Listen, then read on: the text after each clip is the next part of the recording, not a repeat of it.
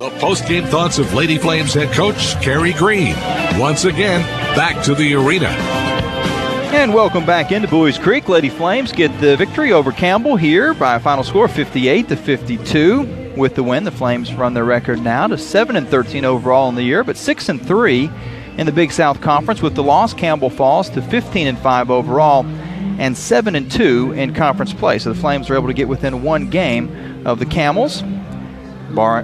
We'll take a look at the other scores from around the conference coming up here a little bit later on in the Coca-Cola post-game show. I want to say hello to all of our loyal listeners out there and viewers. We're on Facebook Live right now, so if you're listening along and you'd like to view along here, nothing to see with me, but whenever we get our player of the game, which is Nene Johnson, as well as Coach Green out, you might be interested in seeing them as they talk along with us here on the Coca-Cola Locker Room Report. I want to say hello to Thurman and all the fine folks watching in on Facebook Live right now. We certainly appreciate your patronage.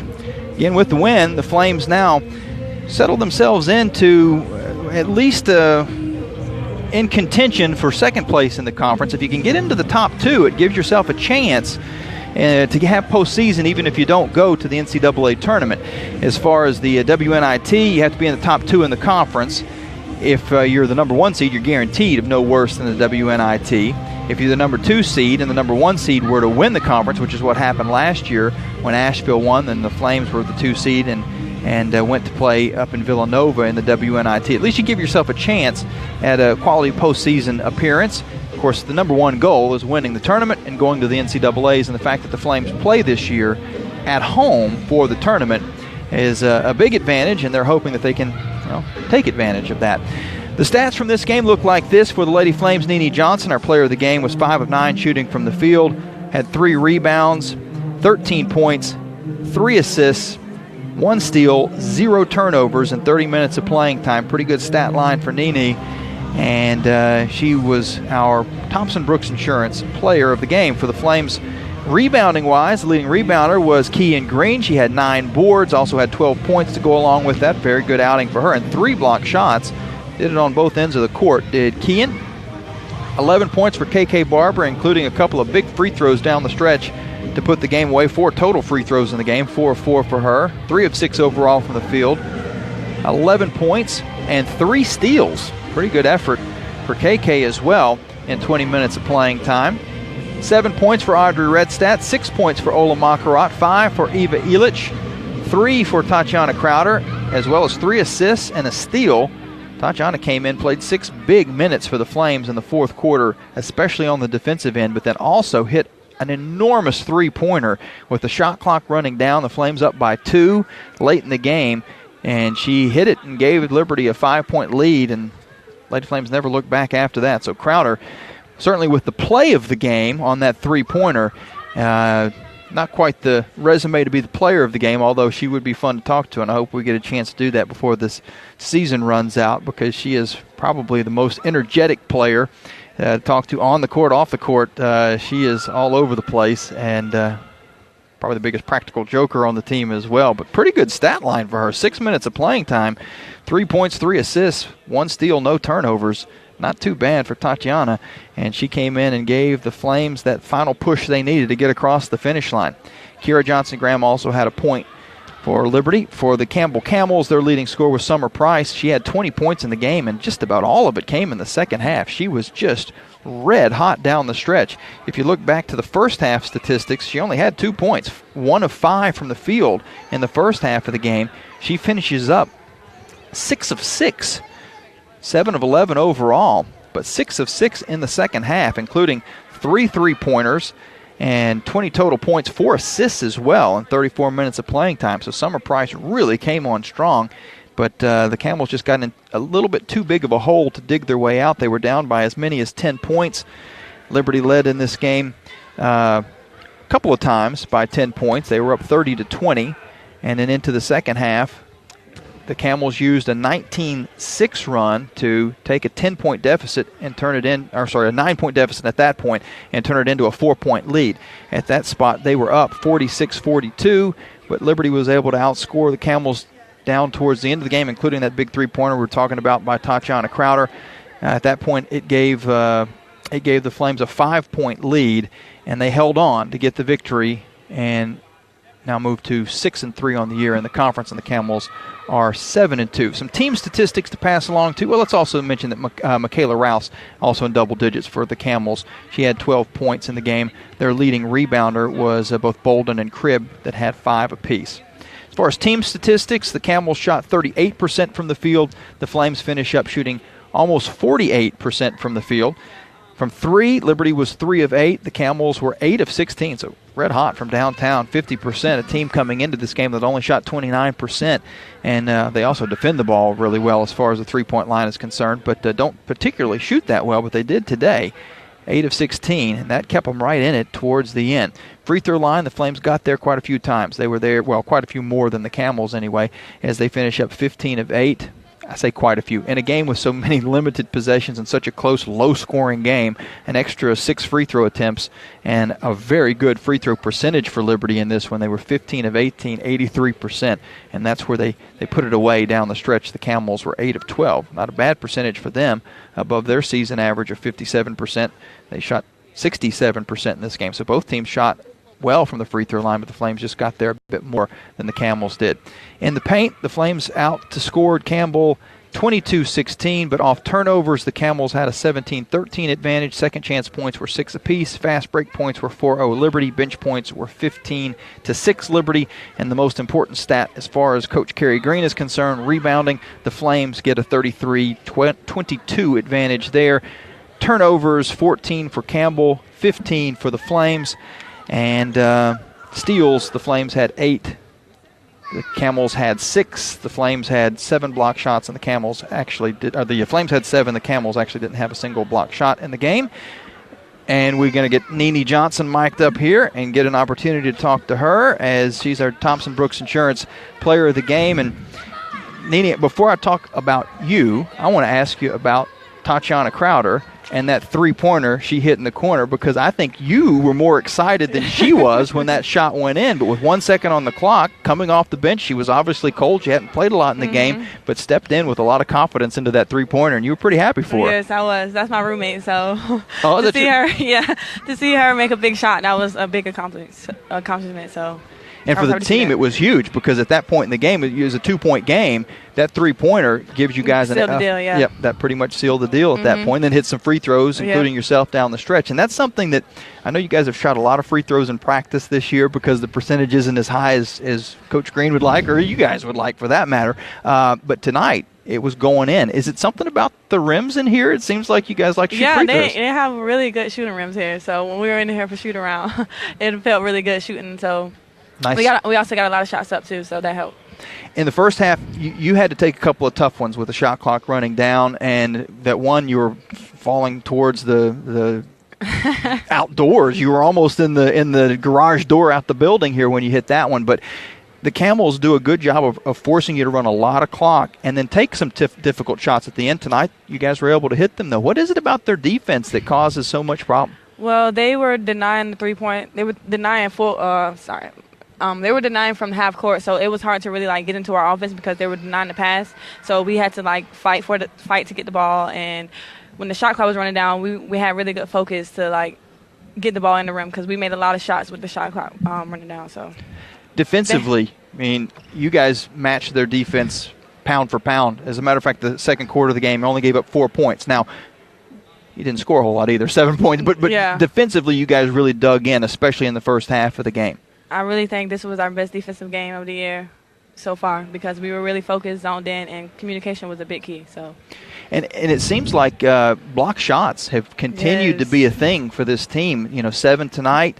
It seems like the average is probably somewhere around 6, 7, 8 a game, and the knack that you guys have for not only blocking the shot, but either the player that blocks it, or let's say maybe one of the guards is able to slip in and get the rebound as well. You can block shots all day, but if it goes out of bounds, it's not much to it. But in this case, you guys were able to actually get some transition out of the block shots as well. Yeah. And how from a defensive standpoint, when you see somebody, even if they get by you, you've got Kian or KK or someone down there that can block the shot. Does your mentality then go to, let me try to clean up this rebound? Yeah. So is that the automatic focus? I know they're helping, so I know they step up to help. So I take their man to try to box out or if they get the block, I'm right there in position to grab the ball. So this is a kind of a unique place to play with the band sitting in front of you guys over there. It must be really tough on the court when you're on this end, but also when you're on the bench communicating, because that's so important. We've talked about that all year as far as even when you're not in the game, communicating with the players that are on the court. But when you've got a crowd that's loud, and then during timeout you've got a band that's playing right in your ear,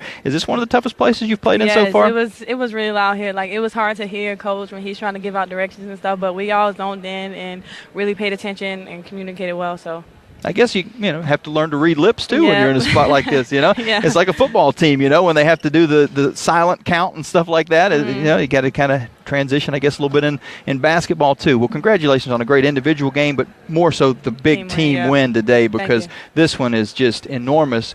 Campbell right at the top of the standings, and you've gone through. Let me ask you one really quick question. You've gone through every team now, and you didn't win all the games. You had 3 losses in there, but even the 3 losses were all very competitive games. Do you guys have the confidence going into this second run of playing all the teams that you can beat anybody on any given night? Yes, with this win, it definitely gave us a lot of confidence. We want to build from this win and keep our heads up and play hard the next game, because we have to win the next one. Like, we can't just play hard this game and then come out the next game flat. So we got to keep the intensity up and practice as well. It seemed like it was very intense on the defensive end of this game, and it was a fun game to watch. Thanks for stopping by and saying hello. That was Nene Johnson here as Liberty gets the victory over Campbell by a final score of 58-52. As Nene exits stage left, we'll bring in Coach Kerry Green and get his thoughts a little bit later on. Stay tuned. Kyle back in the studio. We'll take a look at our full Southern Air out-of-town scoreboard and find out where this victory places the Flames in the overall standings as far as the other games going on in the conference. And, Coach, you expected this one to be ugly, and it was in the first half, low-scoring, grinded-out game, but things kind of opened up in the second half, and there were some points to be had, and your team was able to kind of kick it into another gear.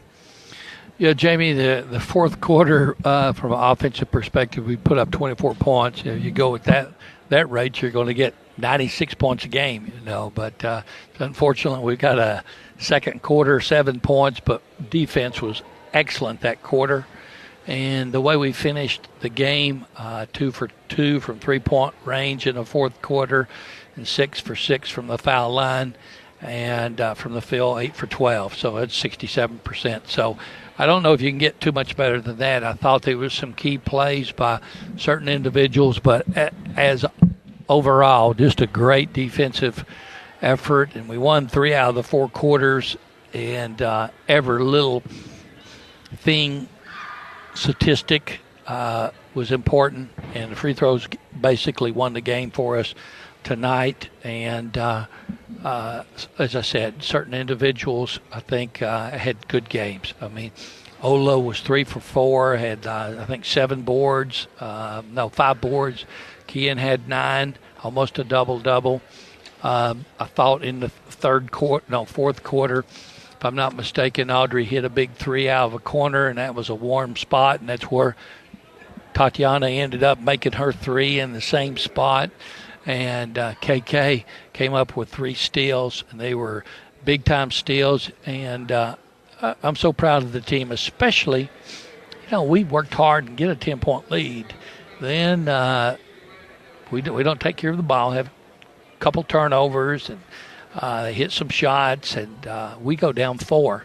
At that point in time, that's why I'm really proud of the girls, that they didn't fold up and fought back, tied the game, took the lead. And as you had said earlier, we got a 2-point lead, and Tatiana makes this big 3 out of the corner, and some good effort from the entire team. And we still have 9 games left, but we matured and did a lot of good things tonight. So proud. The bus ride will be a great bus ride home. It should be a confidence builder. We have a well-coached and determined team with Gardner Webb coming in for Saturday, and just so proud of this team and their efforts. And so many of them contributed tonight, and sometimes it might have just been on the defensive end. And as you were talking about block shots, for example, Layla, man, her block in that in the third or fourth quarter there, I mean, the girl made a move on her, and she responded and reacted and still got off the floor and blocked the shot in midair. And those type of efforts just important. And the jump ball, one time there was a jump ball that fell on the floor. It was dribbled or tripped or they tipped or something. And it doesn't seem like it's a big play. Kean Green jumps on the ball and ends up being a jump ball tie-up, and we lose it. It goes to them. But they didn't have a run-out, easy, quick score, open three. So little plays like that, our girls are starting to understand the value of them. And until we mature and understand that, we're not reaching our potential. But tonight, they really played well, especially the fourth quarter. And from the offensive end, and, as I said, it's going to be a great bus ride home. And, as we go ahead and start preparing for the second half, and we still got a lot of work, and we understand that, but we got a great road win against a well-coached team tonight. You've gone through the first half of the conference season. You've played every team once. 6-3. For more than certainly, 3. I'm sure you wouldn't have minded being 9-0, but 6-3 not a bad spot to be in because you got a lot of the really tough road games out of the way in that first half of the conference. Yeah, we still have some tough road games. We got to go to High Point, and High Point was just on fire, I think, Sunday. And at the Costa PC, that'll be a tough one. And we got some tough home games, too. You got Campbell coming to our place last game of the season. We have Radford next Tuesday. So these next couple games are in Asheville coming in, too. So 9 tough games, and don't count Charleston Southern out. I really respect what they're doing, and they had a quality win over Radford. So it's a tight conference right now, and we're not at the top. We're trying to get to the top, and if we have the effort we had tonight, we continue to improve. That's where we want to be as we close out the season. Coach, we appreciate your time. Thank you. Head coach Kerry Green here as the Lady Flames get the win over Campbell by a final score of 58-52. And that's going to do it for us here in Gore Arena. We'll throw it back to the studio where Kyle will take a look at the Southern Air out-of-town scoreboard. That was your interview with Coach Green was brought to you by The View. And a few moments before that, we talked to Nene Johnson, who was our Thompson Brooks Insurance player of the game. Again, Liberty will be in action on Saturday when Gardner-Webb comes to town, the first of a doubleheader with the Liberty men playing the 7 o'clock game, the Liberty women again playing Gardner-Webb in the early game at 4 o'clock. So make your plans to come out and watch the Lady Flames and the Liberty men in action on Saturday at home. And then after that, the Flames will host, as Coach Green said, a very good Radford team that is currently at the top of the standings a week from tonight in the Vine Center. So back-to-back big games for the Flames at home. That's going to do it for us here. I want to thank Kyle for his work back in the studio. I want to thank the sports information departments of both universities for getting us statted up and on the air and ready to go. We certainly appreciate that. I want to thank you for listening until Saturday afternoon. Again, the Flames get the win here, 58-52 at Campbell. This is Jamie Hall saying so long and God bless. Today's broadcast